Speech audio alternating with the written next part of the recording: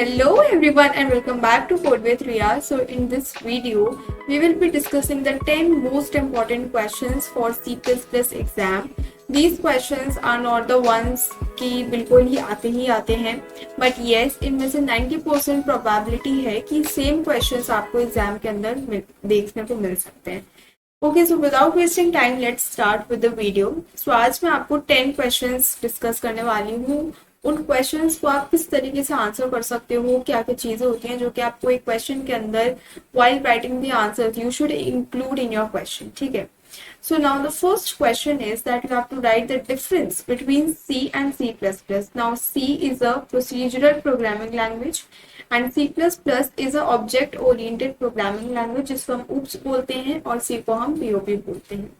In the very first lecture of C++ मैंने आपको इन दोनों के ही बीच में डिफरेंस बताया था and it was almost like 7-8 points थे उसके अंदर. एवरीथिंग वाज क्लियरली एक्सप्लेन, तो you can refer that lecture अगर आपको पॉइंट्स चाहिए. इसमें आप क्या कर सकते हो, अगर आपको ये क्वेश्चन 5 मार्क्स के अंदर दे रखा है, एटलीस्ट आपको 7 पॉइंट्स लिखने ही लिखने हैं. और अगर 10 मार्क्स में दे रखा है तो पॉइंट्स तो लिखने ही है, प्लस इसका कोड भी लिखना है आपको. कोड के साथ आपको क्या लिखना है, एक्सपेक्टेड आउटपुट जो होता है वो भी लिखना है.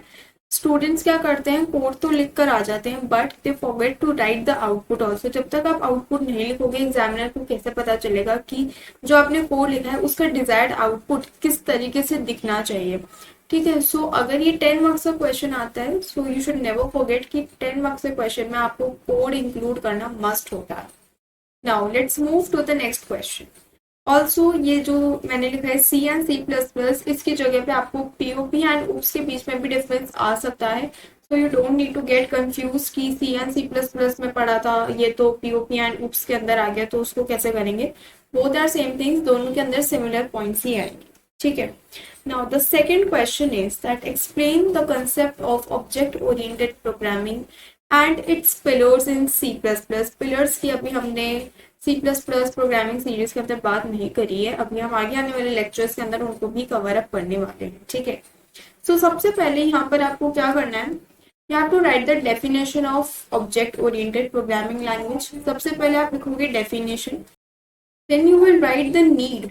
हमें OOPS की जरूरत पड़ी है क्यों, जब हमारे देखो उसको इस तरीके से समझ सकते हो that why do we need C++ if we already had C. अगर हमारे पास C लैंग्वेज पहले से थी तो ऐसा क्या हुआ कि हमको C++ की जरूरत पड़ गई. बेसिकली इसमें आपको क्या ऐड करना है, एडवांटेजेस ऑफ OOPS बोलो या फिर आप C++ बोल सकते हो. आपको एडवांटेजेस ऐड करने हैं. OOPS के बारे में देखो, अगर ये क्वेश्चन 5 मार्क्स के बारे में आता है तो इतना ही बता दो और पिलर्स के बारे में बता दो. बट अगर ये क्वेश्चन 10 मार्क्स में आता है तो थोड़ा सा और ब्रीफिंग बतानी है. जितना भी OOPS के बारे में पता है ना वो सब बता दो.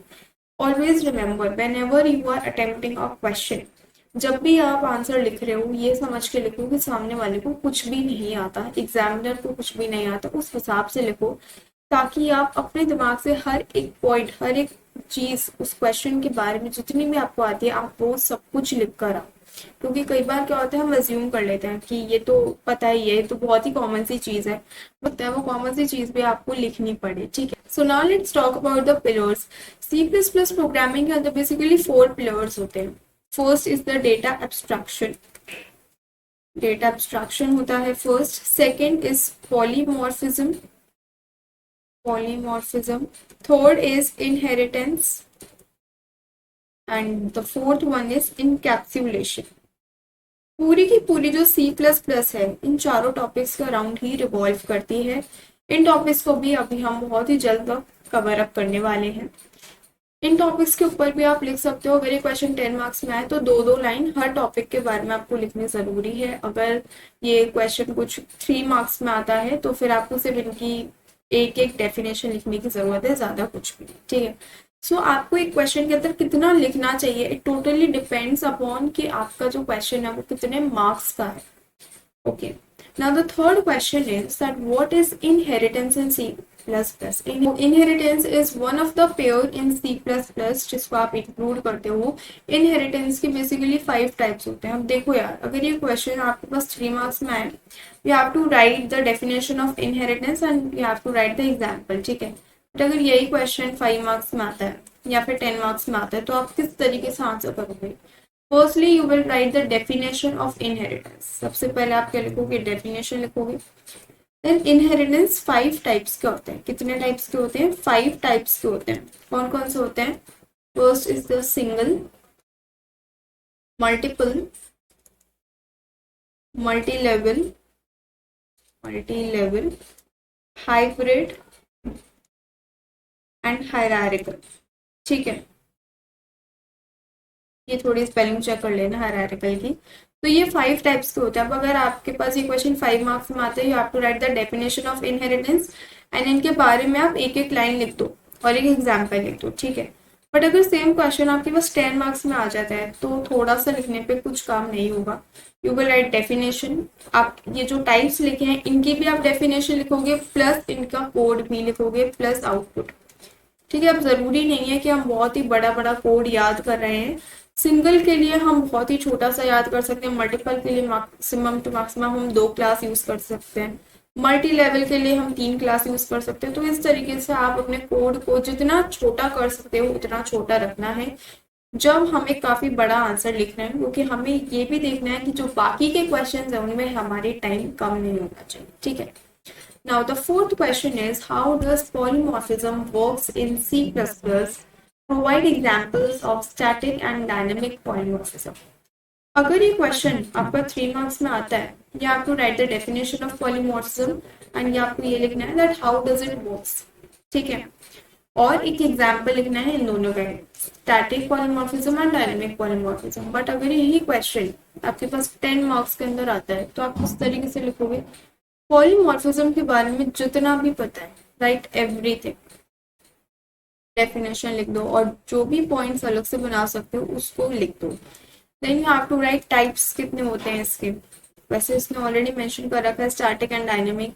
इन दोनों की फिर डेफिनेशंस लिखो, इन दोनों की फिर अलग से कोड लिखकर रिप्रेजेंट करो। कोशिश करो कि ड्राई रन भी समझा पाओ। कुछ इस तरीके से आप ये वाला क्वेश्चन अटेम्प्ट कर सकते हो। Moving to the fifth question, constructors and destructors. It is one of the most important topic जो भी एग्जामिनर क्वेश्चन पेपर बनाता है इन टॉपिक्स को जरूर से जरूर इंक्लूड करता है, चाहे ये 1 मार्क्स में आ सकते हैं या फिर ये 5 मार्क्स में आ सकते हैं। ऑल्सो वन पॉइंट जो मैं आपको बताना रह गया है दैट इज कि आज जो हम क्वेश्चन डिस्कस कर रहे हैं दैट इज ऑफ 3, 5 और 10 मार्क्स। ठीक है, 1 मार्क्स क्वेश्चन हम नेक्स्ट वीडियो के अंदर डिस्कस करेंगे। ओके, सो ये वाला यस। सो अब जब बात करते हैं कंस्ट्रक्टर्स की, तो आप कंस्ट्रक्टर्स में किस तरीके से करोगे? सबसे पहले you have to be systematic.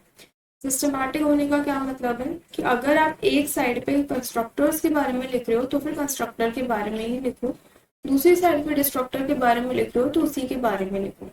आप क्या कर सकते हो, या फिर कंस्ट्रक्टर हमने हेडिंग डाली, इसके बारे में सबसे पहले डेफिनेशन लिख दो, then you will write the syntax.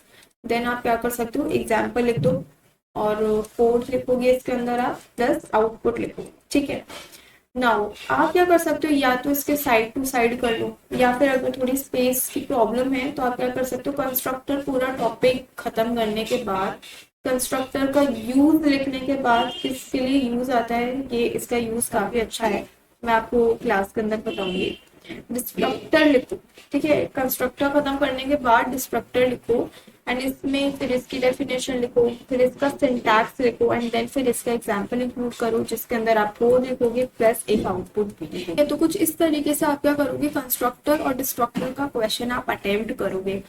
अब मैंने आपको यहाँ पे बताया कि किस टॉपिक से क्वेश्चन आ सकता है। जरूरी नहीं है कि ये सेम टू सेम क्वेश्चन उठकर आ जाए, बट क्वेश्चन की लैंग्वेज डिफरेंट हो सकती है, बट टॉपिक अगर आपने अच्छे से करा हुआ है तो चाहे कितना ही घुमा हुआ क्वेश्चन क्यों ना आ जाए, you will be able to solve it. ठीक है, now the next question is that what is the difference between friend class and friend function. दोनों ही लेक्चर्स, दोनों ही टॉपिक्स में लेक्चर्स के अंदर कवर अप करवा चुकी हूँ। आप चाहो तो चैनल पे जाके सर्च कर सकते हो एंड यहाँ पे भी मैं अटैच कर दूंगी तो आप देख सकते हो। ठीक है, now friend class and friend function के बीच में क्या डिफरेंस होता है ये मैंने आपको क्लास के अंदर भी बताया था that it is one of the very important topic जिसको आप मिस आउट नहीं कर सकते। ठीक है, मोस्टली या तो ये 5 मार्क्स में आएगा या फिर 10 मार्क्स में आएगा, 3 मार्क्स में ये वाला क्वेश्चन नहीं आता है।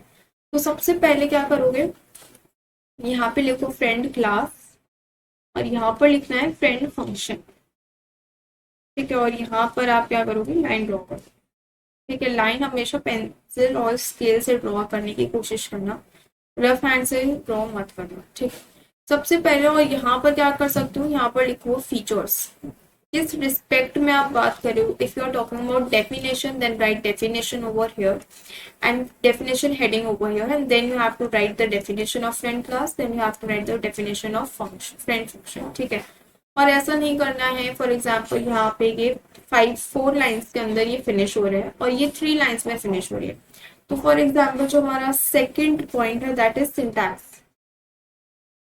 सिंटैक्स अगर है तो वो मैंने 5th लाइन से स्टार्ट कर दिया, लेकिन यहाँ ये नहीं करना है कि यहाँ पे 4th लाइन से स्टार्ट कर दिया, क्योंकि 4th लाइन तो खाली है। ऐसा कभी मत करना। Whenever you are starting a new point always start from the same line.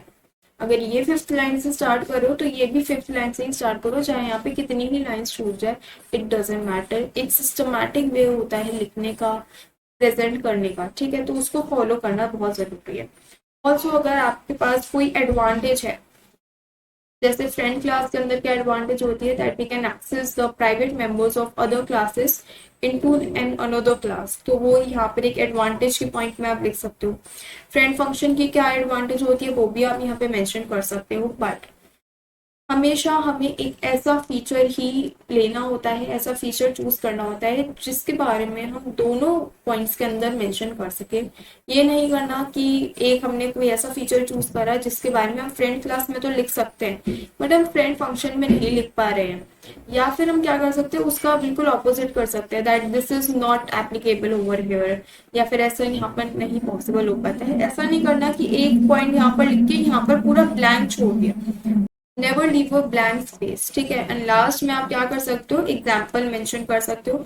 इसका एक एग्जाम्पल लिख लो, इसका एक एग्जाम्पल लिख लो, और जब भी एग्जाम्पल लिखता है ना कोशिश करो कि कमेंट्स को भी इंक्लूड करो, जो थोड़ी सी टिपिकल लाइन है। जैसे हम यहाँ पर एक टॉपिक समझाने की कोशिश कर रहे हैं फ्रेंड फंक्शन, तो कोड के अंदर मेंशन करो कि आप कहाँ पे फ्रेंड फंक्शन बना रहे हो। ठीक है, फ्रेंड फंक्शन को जब हमें डिक्लेयर करना होता है, फ्रेंड क्लास को जब हमें डिक्लेयर करना होता है, तो हम कौन सा कीवर्ड यूज करते हैं ये भी आपको मेंशन करना जरूरी है।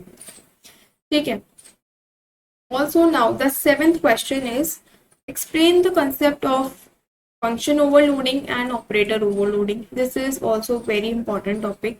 फंक्शन ओवरलोडिंग में आप क्या कर सकते हो, देखो फंक्शन ओवरलोडिंग और ऑपरेटर ओवरलोडिंग का कुछ इस तरीके से भी आ सकता है, दैट डिफरेंशिएट करो आप इन दोनों के बीच में, वो भी आ सकता है, या फिर कुछ इस तरीके फॉर्मेट में भी आ सकता है, या फिर कोई और क्वेश्चन भी घुमाकर आ सकता है। अगर आपको टॉपिक आता है तो आपको क्वेश्चन में कंफ्यूजन नहीं होगा। यहाँ पर लिखो फंक्शन ओवरलोडिंग, इसकी डेफिनेशन लिखो। आई नो कि अभी ये पॉइंट, अभी ये टॉपिक हमारे लेक्चर्स के अंदर कवर अप नहीं हुआ है, पर ये बहुत जल्दी कवर अप होगा। फंक्शन ओवरलोडिंग की डेफिनेशन लिखो, इसका सिंटैक्स लिखो, इसमें क्या ऐसी बात है जो कि बाकियों के अंदर नहीं है, इसकी नीड क्या है, एडवांटेज क्या है, डिसएडवांटेज क्या है, अगर है तो वो भी मेंशन करो। किसी भी टॉपिक के बारे में लिख रहे हो तो उसके बारे में हर एक चीज लिख दो जो भी तुम्हें आती है। ठीक है, उसके बाद लास्ट में क्या करोगे, एग्जाम्पल लिखोगे जिसके अंदर कोड प्लस क्या होगा, आउटपुट। ठीक है, अब यहाँ पर भी अगर आप फंक्शन ओवरलोडिंग की बात करो, बेसिकली फंक्शन ओवरलोडिंग में क्या होता है, जब आपके कोड के अंदर सेम नाम के एक से ज्यादा फंक्शंस प्रेजेंट होते हैं। इसको और डिटेल के अंदर क्लास के अंदर समझेंगे। ऑपरेटर ओवरलोडिंग, ऑपरेटर ओवरलोडिंग के अंदर भी सेम पॉइंट्स आपको कवर अप करते चलने। डेफिनेशन आ गई, सिंटैक्स आ गया, कोई अगर नीड है तो वो आ जाएगी, एडवांटेज डिसएडवांटेज अगर कोई है तो वो आ जाएगा, प्लस एक एग्जाम्पल लिख सकते हो। ठीक है, इतना काफी होता है। Now the 8th question is that what is the difference between virtual functions and pure virtual functions. ये भी काफी ज्यादा इंपॉर्टेंट पॉइंट है। ऑल्सो मैं आपको एक और बात बता दूं कि आज जितने भी क्वेश्चंस डिस्कस कर रहे हैं ये 3, 4, 5, 10 मार्क्स के लिए तो एप्लीकेबल है ही है, लेकिन जरूरी नहीं है कि इसमें से 1 मार्क्स आए ही आए, आ भी सकते हैं, नहीं भी आ सकते हैं। ठीक है, वर्चुअल फंक्शंस में आप क्या कर सकते हो, सबसे पहले इसकी डेफिनेशन लिखो, इनको डिक्लेयर किस तरीके से करते हैं, सिंटैक्स लिखो। यहाँ पर अगर कोई हम कीवर्ड यूज कर रहे हैं, स्पेशल कीवर्ड तो उस कीवर्ड को यहाँ पर मेंशन करो। कीवर्ड को जब भी आप मेंशन करते हो मेक श्योर कि आप बिल्कुल वैसे ही लिखते हो जैसे हम कोड के अंदर लिखते हैं। मेजरली जो कीवर्ड्स होते हैं उनको हम लोअर केस के अंदर ही लिखते हैं। जैसे वर्चुअल के अंदर हम वर्चुअल लिख रहे हैं, जैसे हम फ्रेंड की बात करते हैं तो हम इन सबको लोअर केस के अंदर ही मेंशन करते हैं, अपर केस में मेंशन नहीं करते। ठीक है, इसके बाद आप क्या लिखोगे, इसका एग्जाम्पल लिखोगे। एग्जाम्पल के अंदर कोड आ जाएगा प्लस इसका आउटपुट आप मेंशन करते हो। सिमिलरली आप प्योर वर्चुअल फंक्शन में भी करोगे। अब प्योर वर्चुअल फंक्शन में और वर्चुअल फंक्शन में आप एक और चीज है जो कि मेंशन कर सकते हो, that is the difference, that how pure virtual function is different from the virtual function. ये पॉइंट भी है जो कि आप डिफरेंशिएट करने के लिए काम में ले सकते हो। इसका सिंटैक्स लिखो, इसका कीवर्ड लिखो, और कोड तो लिखना ही है, कोड प्लस आउटपुट। ठीक है, ये तो लिखना ही लिखना है। और इसके अंदर क्या करोगे कि जहां पर भी अपने कोड के अंदर प्योर वर्चुअल फंक्शन को डिक्लेयर करोगे, डिफाइन करोगे, वहां पर ऊपर लिखो कि ये क्या है, ये एक प्योर वर्चुअल फंक्शन है। पूरे कोड में भले ही एक्सप्लेन मत करो, लेकिन जहां पर आप जिस टॉपिक के बारे में लिख रहे हो वहां पर जरूर लिखा करो और हाईलाइट करो। ठीक है, 9th question is that discuss the use of access specifiers in C++ classes. Access specifiers के बारे में भी हम पहले ही बात कर चुके हैं। कितने टाइप्स के होते हैं, 3 टाइप्स के होते हैं, पब्लिक, प्राइवेट एंड प्रोटेक्टेड होते हैं। ठीक है, ये 3 टाइप्स के होते हैं आपके पास एक्सेस स्पेसिफायर। इन तीनों की डेफिनेशंस लिखो, इन तीनों को डिक्लेयर किस तरीके से करते हो, इनका सिंटैक्स लिखो। सबसे इंपॉर्टेंट बात, इन तीनों के अंदर डिफरेंस क्या है, पब्लिक हम कब यूज करते हैं, प्राइवेट हम कब यूज करते हैं, प्रोटेक्टेड हम कब यूज करते हैं वो लिखो। किसकी क्या एडवांटेज है वो लिखो, किसकी क्या डिसएडवांटेज है वो लिखो। जैसे advantage of private and protected are कि आप कोई भी थर्ड पर्सन इनको इजीली एक्सेस नहीं कर सकता। ठीक है, बट डिसएडवांटेज क्या है कि अगर हम इसी प्राइवेट मेंबर को क्लास के बाहर एक्सेस करना चाहें तो वो हम नहीं कर सकते नॉर्मली, बट अगर ऐसा करना ही पड़े तो उसके लिए हम क्या यूज करते हैं, फ्रेंड फंक्शन को यूज करते हैं। तो ये छोटी छोटी चीजें हैं जो कि आपको मेंशन करनी इंपॉर्टेंट होती है। एक टॉपिक दूसरे टॉपिक के साथ आराम से रिलेटेड होता है। प्लस लास्ट के अंदर इन तीनों के एग्जाम्पल्स, ठीक है, इन तीनों के एग्जाम्पल्स आपको मेंशन करने जरूरी है। नाउ प्राइवेट मेंबर है तो उसको इजीली एक्सेस नहीं होता है, प्राइवेट मेंबर को हम किसके थ्रू एक्सेस कर सकते हैं वो भी पॉइंट मेंशन करो। ठीक है, प्रोटेक्टेड में भी आपको सेम सीक्वेंस फॉलो करना है। Now the 10th question which is also very important, that what is template in C++। Template basically जो C++ होती है उसका लास्ट टॉपिक होता है। Now provide examples of function templates and template classes। तो यहाँ पर सबसे पहले आप टेम्पलेट की डेफिनेशन लिखोगे, डेफिनेशन लिखो। अगर इसके टाइप्स हैं तो आप इसके टाइप्स मेंशन करो, इसका सिंटैक्स मेंशन करो। अगर कोई कीवर्ड है तो वो भी मेंशन करो। ठीक है, फिर इसके जो भी आपके टाइप्स हैं, अगर कोई बड़ा क्वेश्चन है तो आपको टाइप्स को भी आगे जाके सिंप्लीफाई करना पड़ेगा। ठीक है, इन दोनों के जो टाइप्स हैं इनके बारे में थोड़ी थोड़ी डेफिनेशन लिखो, इनका सिंटैक्स लिखो, इनके एग्जाम्पल्स प्लस कोड।